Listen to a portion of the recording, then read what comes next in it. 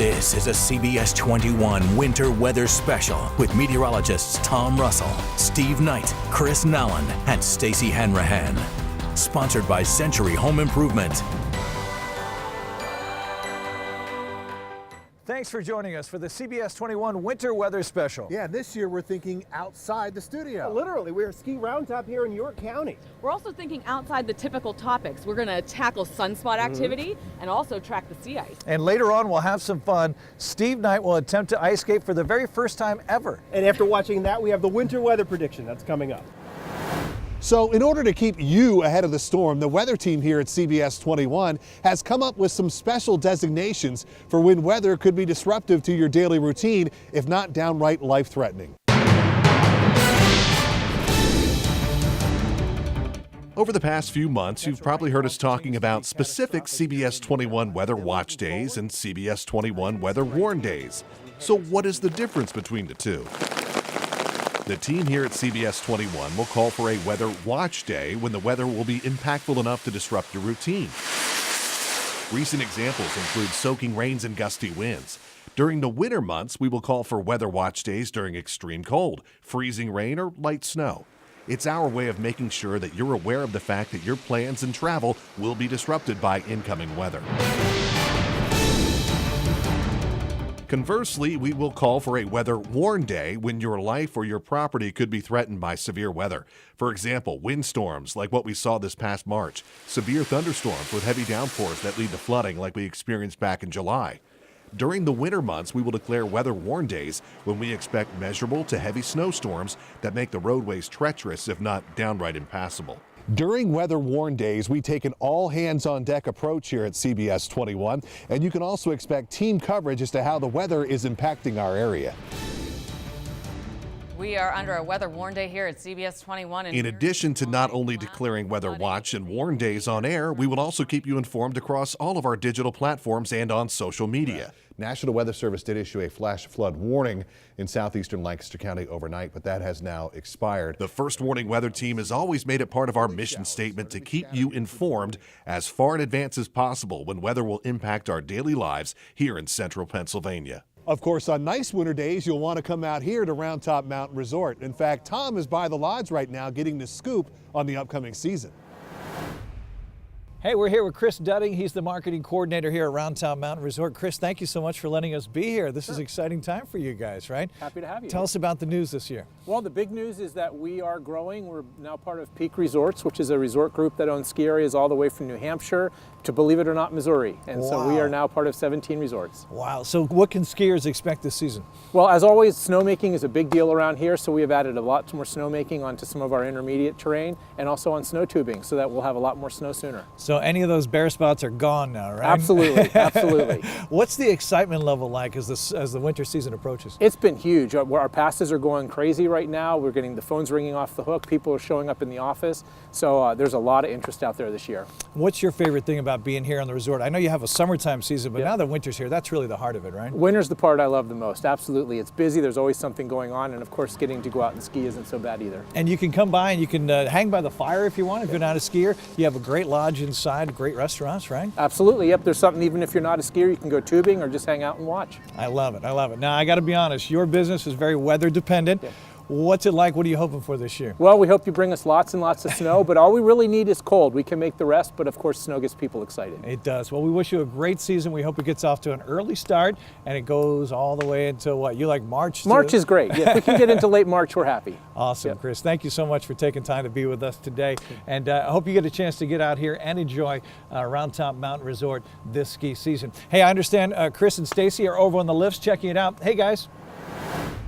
Hey, Tom, we're here helping them test everything out. We're on the lift. How cool is this? This is so awesome. I wish there was a little bit more sun out today. Yeah, and speaking of that sun, it's the primary source of energy for the Earth. And as we enter solar minimum, what does that mean for our weather, especially winter weather? Take a look.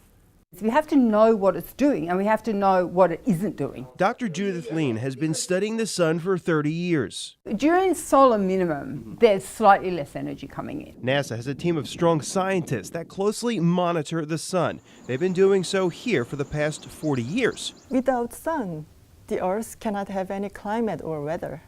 So sun drives all. It has an 11-year cycle. I took a trip to NASA near DC to get a better understanding of what is going on with what life on Earth relies on every day, the sun. The topic being solar cycles and how these cycles could impact weather. We're heading into solar minimum, which we expect to occur maybe 2020. According to NASA, sunspots were high back in 2014, emitting more energy to Earth. Since then, sunspot activity has decreased. Every 11 years, the sunspots fade away.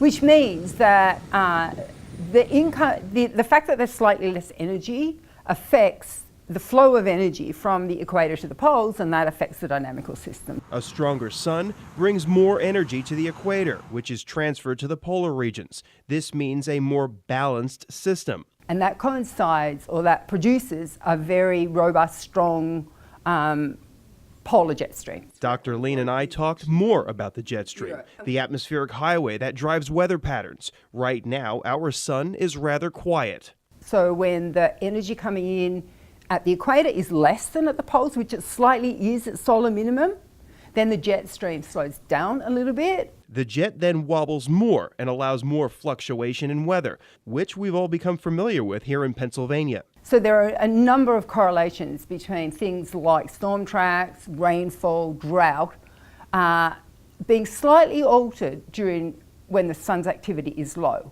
So during the interview, I asked Dr. Lean if a solar minimum could mean more extreme weather events. She agrees greater fluctuations are likely. As the dynamical systems move, like the jet stream moves, the storm tracks move, the intertropical convergence zone moves a little bit. Another food for thought to maybe why we've seen wild weather this year. If you're on the edge, say, of the rain belt and it moves a little bit, you're going to notice that. Lean reminding us the sun and the solar cycles are just one of the factors that can influence our weather and climate. Just like weather, the sun is tough to predict and is closely monitored for that reason by NASA. What we don't know is by how much the brightness will decrease.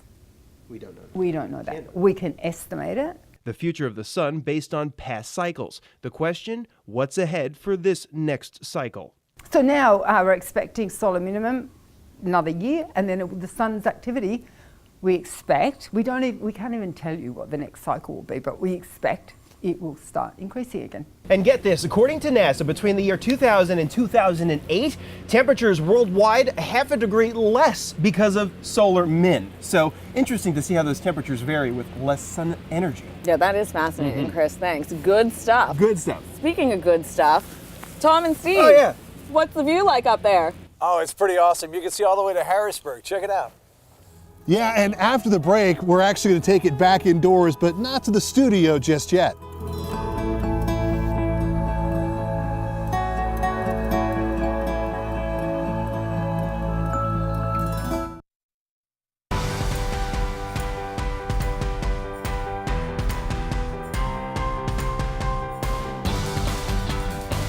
This is a CBS 21 winter weather special with meteorologists Tom Russell, Steve Knight, Chris Nallen, and Stacey Hanrahan. Sponsored by Century Home Improvement. Hey, welcome back. We're now here at Twin Ponds East in Lower Paxton Township. Yeah, we thought it'd be really funny if we could see if Steve can do his job on the ice, since he's never ice skated his entire life.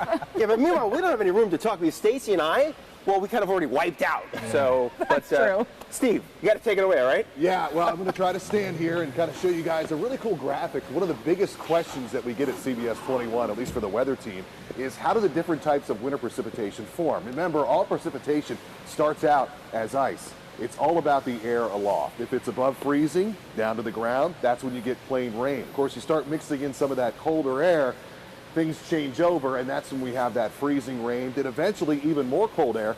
That leads to sleet, which of course can be very difficult to drive in. And finally, of course, if it's cold, all the way from the sky to the surface, then that's when you get the snow. How about it, Stacey?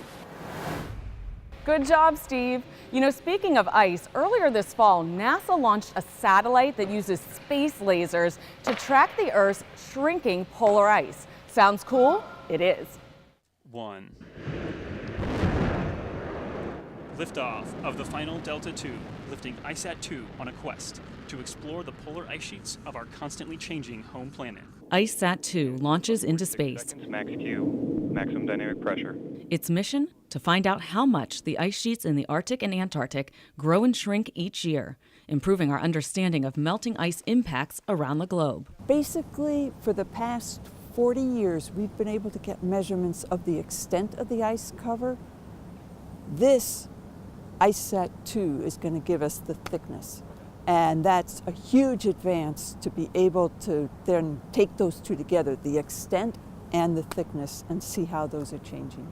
ICESat-2 uses an extremely precise laser that is able to measure both the ice on the land and the ice on the sea. To measure the average annual change in the vast ice sheets down to the width of a pencil. It's an advanced version of ICESat-1, which was decommissioned in 2010. The first ICESat, as it was going along, it would be taking measurements like roughly every kind of like football field away.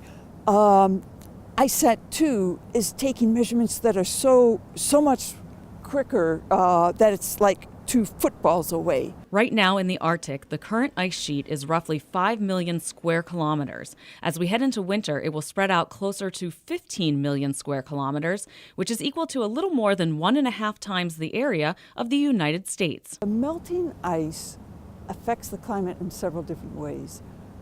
The ice that's on the land, when it melts, goes into the water, into the oceans, it raises sea level.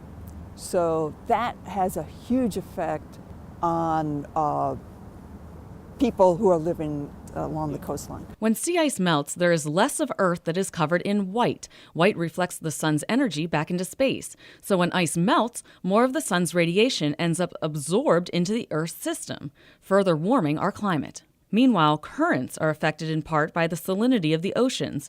Ice in the sea is slightly less saline than the water. So when ice melts, fresher water is introduced into the ocean, affecting its currents. Of course, currents affect our climates around the globe, transferring and distributing heat. All these things eventually affect the weather, because the Earth system is so highly interconnected. Ice disappearing leads to more solar absorption, leads to warming, affecting that all-important aspect of weather, temperature. Also, when the ice retreats, that means more of the liquid water is available to be evaporated. So that gets more moisture into the air, and that's another aspect of the weather system would be how much precipitation there is. So with the retreat of the ice, you get more moisture into the air, therefore more likelihood of precipitation. So ICESat-2 collects the data, and that data can then be used in our forecasting models to help us better predict future weather patterns and the climate. I predict Tom and Chris can't stay on their feet at the green screen. All right, Stacy, challenge accepted, right, Chris? Oh yeah, Tom, we can do this. We can definitely do this, right? Not too bad. A little skilled weatherman here. We're trying. Yep. I'll tell you what, while we're here skating around, let's talk a little bit about winter driving safety. Right. So here are a couple of tips to talk about. First of all, check your tires. You want to make sure you have adequate tread on your tires, and always check your tire pressure. Of course, and also keep in mind, when we have all this snow, when we have all this ice, everything that comes to your car, you got to clear it off. Right. It is a Pennsylvania law. Remember that not only can you injure yourself, but others around you driving. And also remove that ice from your headlamps, also your mirrors, that will help you see better, and of course your windows. Yeah, definitely. All right, now if you do find yourself in a skidding situation, make sure you avoid accelerating or braking too hard. So if you find yourself in a skid, you want to slowly ease off that accelerator, and then you turn into the skid to help regain control. You know, we have so many great tools here at CBS 21 to help us tell that weather story, but one of our favorite is our very own drone. We call it Skyview 21. Yeah, I like to nickname it Sky, but Skyview 21, that works. You know, has been all over South Central PA. So here is some of the incredible videos here we got for you from the weather that happened this year.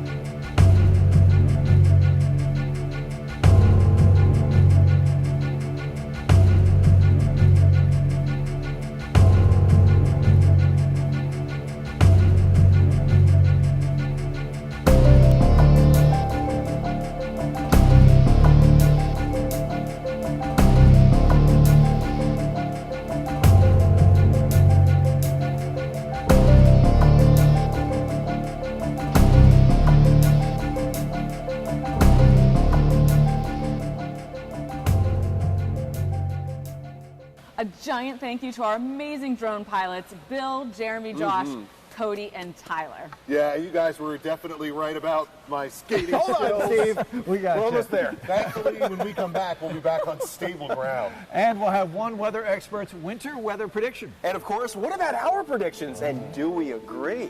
That's all coming up.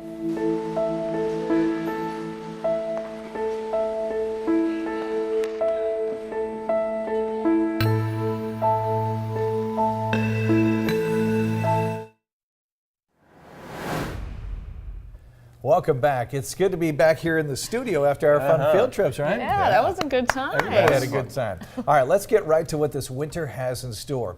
And one person who is never shy with his opinion is Weather Bell meteorologist and Penn State alum Joe Bastardi. I think it's a long, cold winter overall. So how do you come up with that? Two closest analogs I like to refer to years are 2002, 2003, and 9, 10 is in there, 06, 07, and 14, 15. If you blend all those together, you wind up 2 to 3 degrees below normal, and you wind up with 40 to 60 inches of snow in this part of Pennsylvania. And when does it start? I think you're going to start seeing snow threats in November, but I think it's going to run from December into early April this year. Will we see any breaks? The thaws that come aren't going to be like last February where it's 2 weeks, or even at the end of January last year. You get those breaks for 2 to 3 weeks, and that's a big deal. This year they may be much less extended. By the way, Joe's definition of a good winter may not be everyone's definition. A good winter to a snow lover like me is let's just keep bringing it on. That may be a bad winter to other people. And that is the age-old debate, right? Snow is beloved by some, hated by others. And to see more of Joe's interview, go to CBS21.com. Well, now to what you've all been waiting for, our winter weather prediction. First, let's talk temperatures. We're predicting a slightly colder than average winter. Well, for a few reasons too, Steve. One is more expected dips into the negative phase of the Arctic Oscillation. Now that's a pattern that allows polar air to push further south into the United States. And as I mentioned earlier in the show, we need to consider the fact that we're heading into solar minimum. This could be interesting. As the sun produces less energy, the Earth absorbs less, which causes an unstable polar jet stream that could plunge south and stay locked in place for a while. So as the cold tries to settle in, November and December will see many swings between cold and warmer periods. But once it's here, we expect to see prolonged deep freezes in January and February. And I wouldn't be surprised to see a record low or two. Well, the good news, although again, I guess it kind of depends on your preference, is that we aren't expecting winter to go as long as it did last year. Remember last April's snow? Yep. Yeah, we're predicting a more spring-like April this year. Yeah, now let's talk precipitation. It's important to note that particular snowfall forecasts, they aren't predictable more than a week in advance. Now, having said that, we can predict a slightly wetter than average winter for central Pennsylvania. Expect to see some rain-snow mix events early on with some possible ice storms. Of course, that makes sense as we fluctuate with the temperatures early in the winter. In January and February, we think we'll see above average snowfall in the form of more frequent, smaller snows. In a way, our wet summer pattern will continue into winter and maybe even early spring. Yeah, one more thing to note, El Nino, a warming pattern of sea surface temperatures in the Pacific, has about a 75% chance of development by early winter. Yeah, and that is one of the reasons that NOAA's Climate Prediction Center is expecting wetter conditions across the southern U.S. and drier, warmer conditions to much of the north and west of the country. So, yeah, I'm jealous of the north and the west this winter. You guys know I say it all the time. I hate the cold. I hate the snow. Yeah, well, I'm living in the wrong place, right? Probably. Yeah, probably. I mean, it is pretty. The snow is pretty. It is nice. And, if we were warm, then everything would bloom early. That would mess up farmers. So, the snow is good. For looking me, forward to it. If it's going to be cold, it might as well snow. I mean, that's what makes it look nice to me. Yeah, I just can't stand all the wintry mixed storms that we get when we get the freezing rain and the sleet and the slop. If we're going to get any kind of precipitation over the winter months, let's just have it be snow and get it over with. I'm with you there. Yes, I guess. Come on, Stace, join us. Come on, guys, write in on social media. I know there's people out there besides me that don't like the cold and the snow. There you go. I just know it. Well, I hope you guys had fun. We had fun, and thank you for watching today. Hope you had a good time, maybe even learned a thing or two. Yeah, and a giant thank you to the awesome folks at both Ski Round Top and Twin Ponds East. Seriously. Stay tuned for CBS 21 News at 6.